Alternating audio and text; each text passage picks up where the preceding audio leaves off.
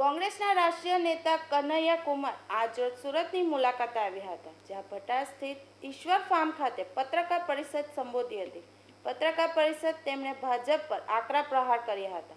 કનૈયા કુમારે જણાવ્યું હતું કે આજે જે થઈ રહ્યું છે તે કોઈ એક વ્યક્તિ જોડાયેલ બાબત નથી. આ મામલો કોંગ્રેસનો નથી, પરંતુ સમગ્ર દેશનો છે.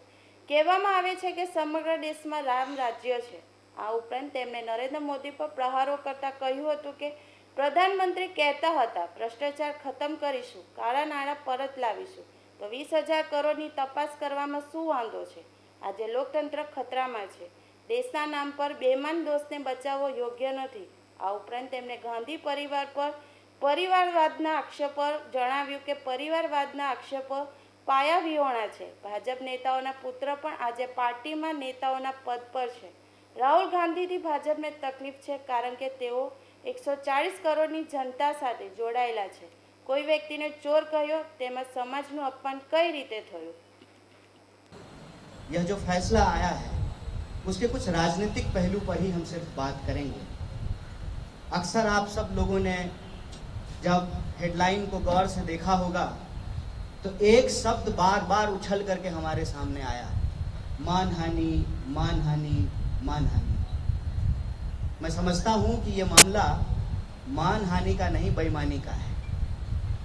और बेईमानी की बात लोगों तक ना पहुंचे, जिस बेईमानी को लेकर के पिछले कई दिनों से संसद में सवाल उठाए जा रहे थे, उस चर्चा को गायब कर दिया जाए.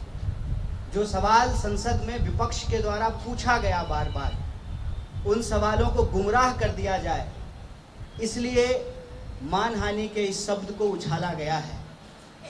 मैं आप सब लोगों के समक्ष यह प्रश्न रखना चाहता हूं, और मैं किसी राजनीतिक विद्वेष की भावना से कोई बात नहीं कर रहा हूं.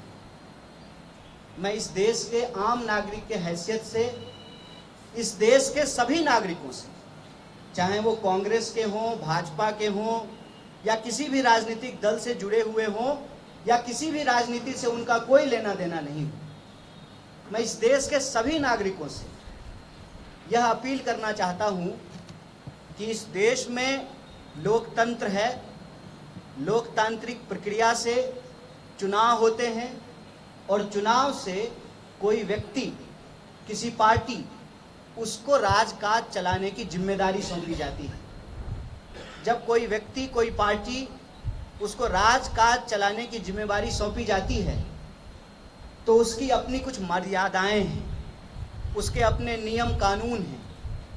और आज जो हो रहा है उसका संबंध एक व्यक्ति से नहीं है.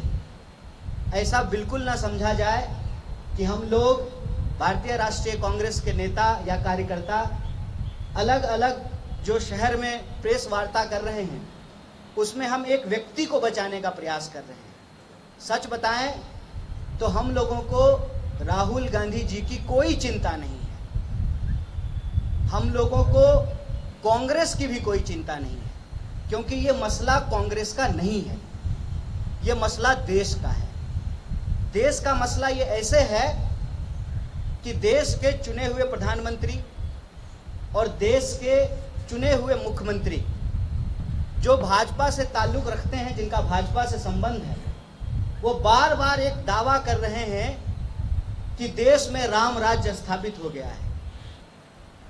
देश में अगर राम राज्य स्थापित हो गया है, अभी आप सब लोगों ने रामनवमी का त्यौहार मनाया है. मैं मिथिला से आता हूँ, जहाँ माता सीता का जन्म हुआ था. जब राम राज्य में माता सीता की अग्नि परीक्षा हो सकती है, तो आज इस मोदी राज में किस उनके दोस्त की, उनके मित्र की जांच क्यों नहीं हो सकती है? एक सीधा सा सवाल है.